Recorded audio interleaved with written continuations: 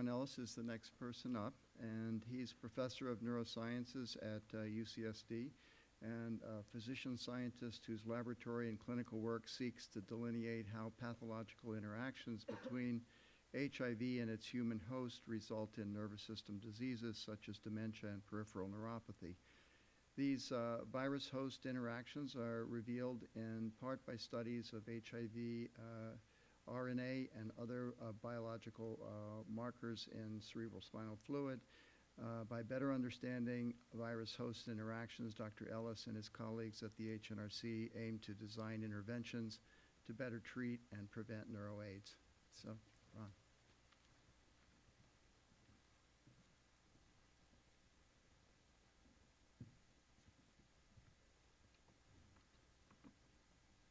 Okay, I'm hoping I can save a little bit of time.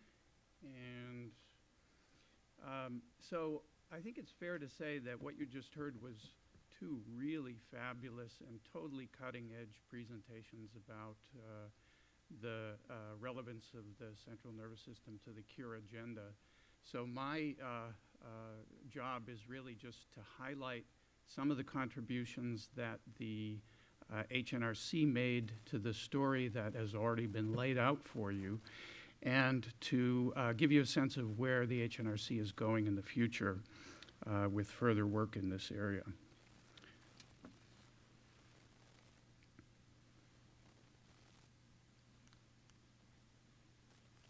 That was the wrong button. Okay, there we go. All right. So as you heard, this is sort of an overview of what I'll be talking about.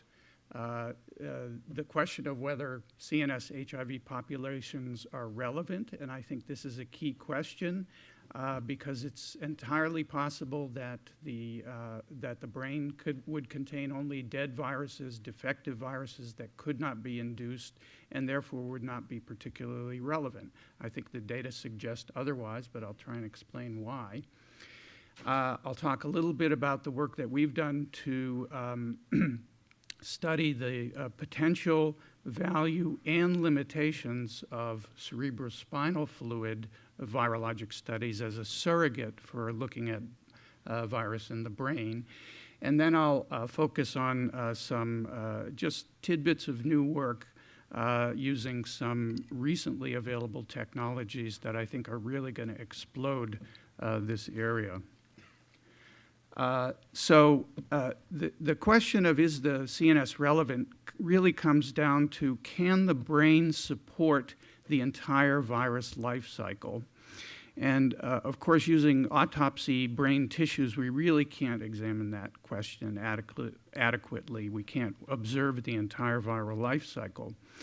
But we can look at a very good surrogate for that the full life cycle, which is what Serena has already mentioned, compartmentalization.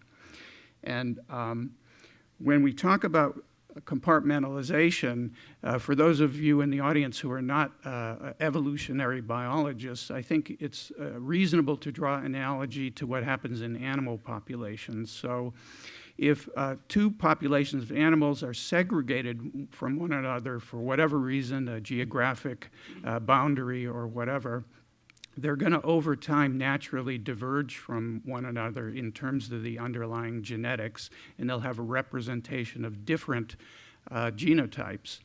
Now, that will tend to increase over time, and if also there are selection pressures in those two different environments that are different, then the viruses will, the animals will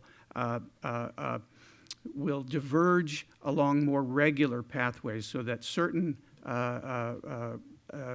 mutations or genotypes will be represented in multiple individuals because of the selection pressure in the given environments.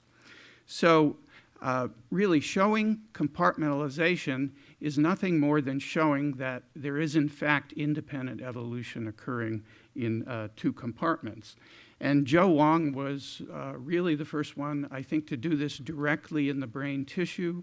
This is brain tissue for an autopsy, and he studied the HIV Pol gene and clonally isolated virus from about a dozen clones from each compartment, including spleen and brain DNA and brain and CSF RNA.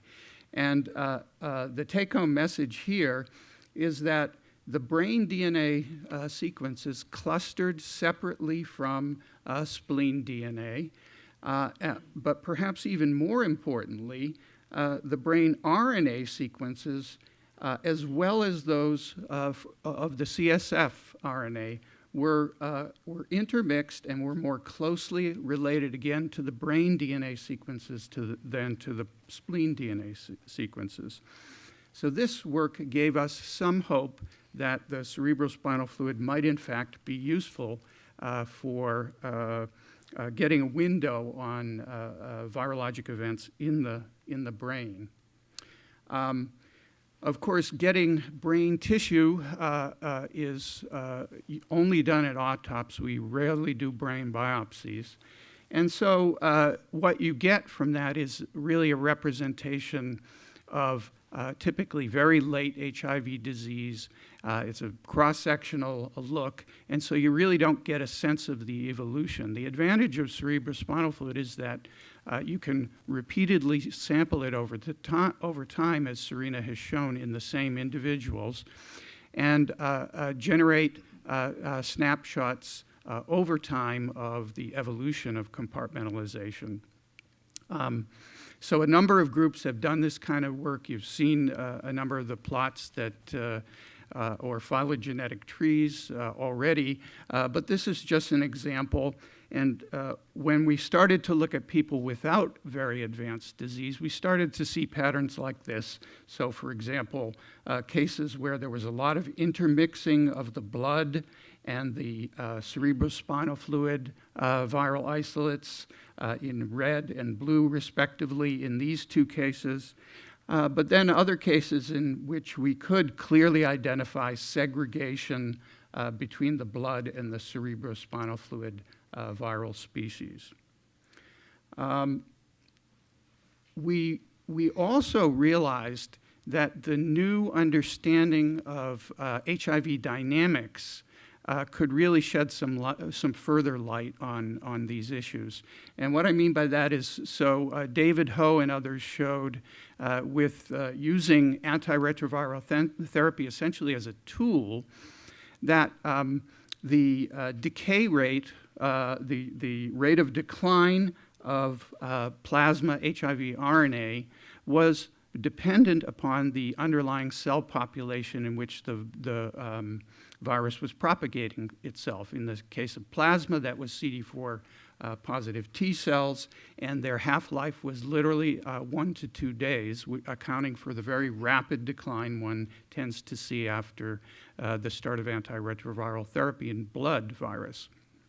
And we hypothesized or conjectured that if there were a different cell population, a more long-lived cell population that was contributing significantly to the viral populations in the cerebrospinal fluid, then we might in fact be able to see a slower rate of decay in virus in the cerebrospinal fluid. And in fact, this is sort of an extreme case of a patient with very advanced HIV disease who's demented and who showed a fairly typical decline in blood virus with the initiation of antiretroviral therapy here at day 0, but essentially no change even within the first 2 weeks in the CSF viral load.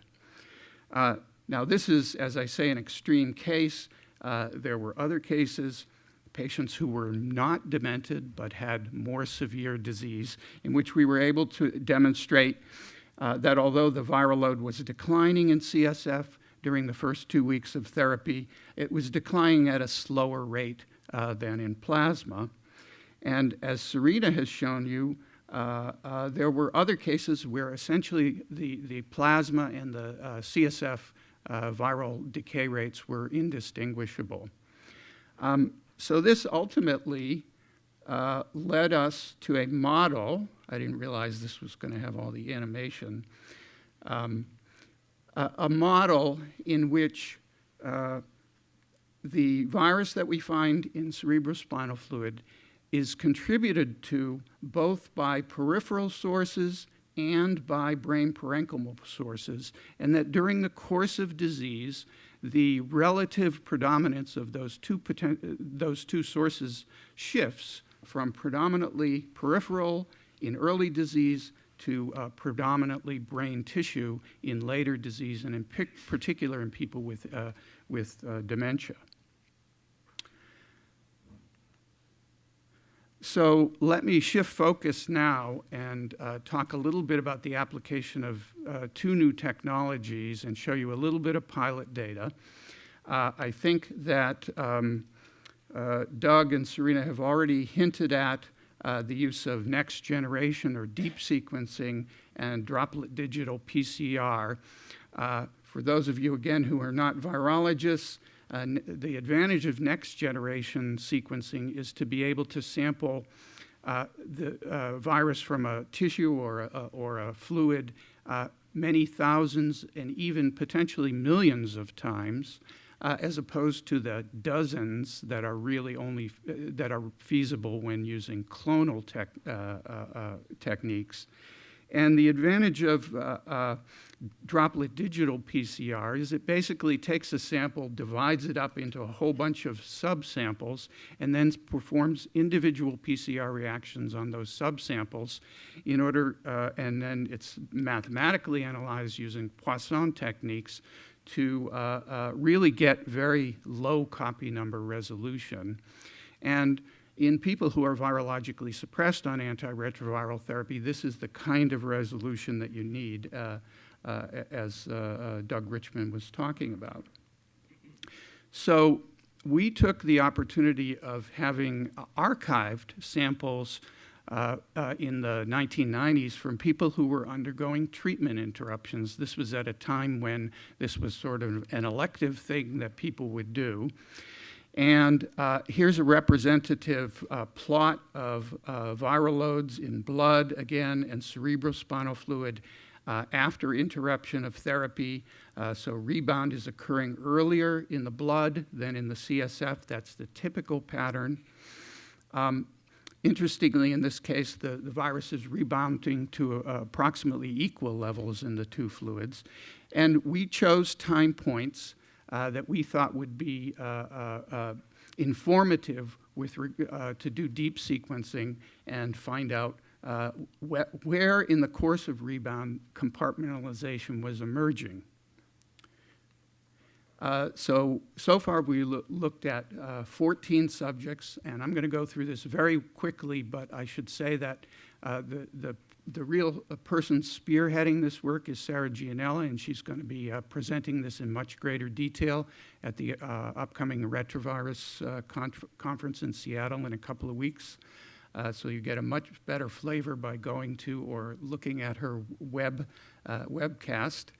In any case, we've so far looked at 14 subjects who interrupted ART. We did deep sequencing on multiple viral genes using the Roche 454 platform.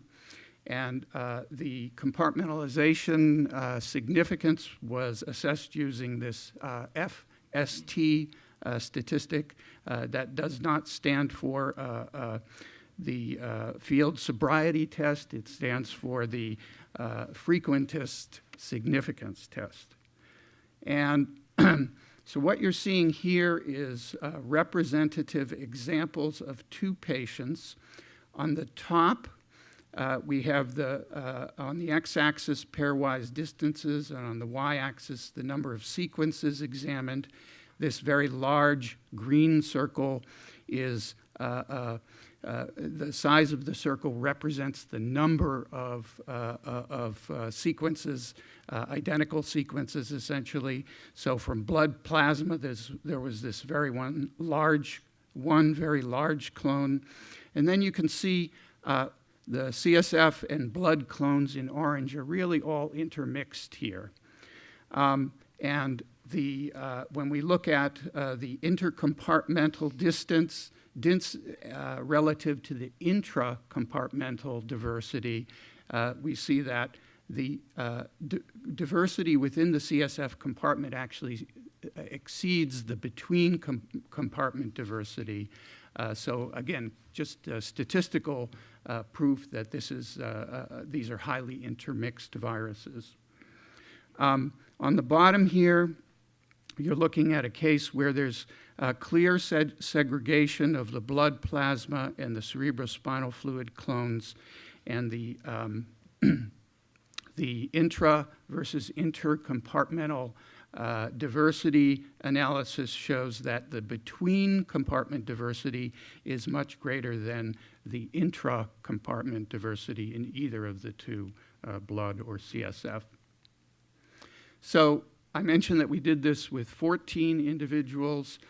In fact, 10 of the 14 showed compartmentalization at the first time point we assessed, and we are working on assessing multiple time points now. Interestingly, of those that were sampled within 2 weeks of rebound, all 4 of them showed compartmentalized virus. And over time, we haven't done a lot of this so far, but we have seen both the evolution of compartmentalization, if you will, and the disappearance of compartmentalization as we watch in an individual patient changes over time. There was only one of these 14 individuals who maintained mixed populations for the duration of the follow-up that we've assessed so far. So the very last thing I'm going to tell you about is using droplet digital PCR to measure HIV DNA in brain tissue. And this has been very difficult to do with previous technologies, but I'll cut to the chase here and just tell you that what we've done so far, very early preliminary work, is to look at perform droplet digital on brain tissue from, again, 15 individuals, 11 of whom had detectable virus prior to death, either in blood or in cerebrospinal fluid, and 4 of whom had undetectable virus in both compartments prior to death. And the take-home message is that, as you might expect, we could detect HIV DNA in the brain in almost everybody who had some evidence of viral replication before death, but also in 3/4 of those who had undetectable viral load prior to death. So this gives us good hope, I think, of the utility of using this droplet digital technique in brain tissue to better characterize how much virus is there in the brain, where is it, and what can we do about it. So I'd like to end just by thanking, I've had the privilege to work with many, many very bright and collaborative investigators, some of whose names you see here, and I want to thank all of them for their assistance with this work.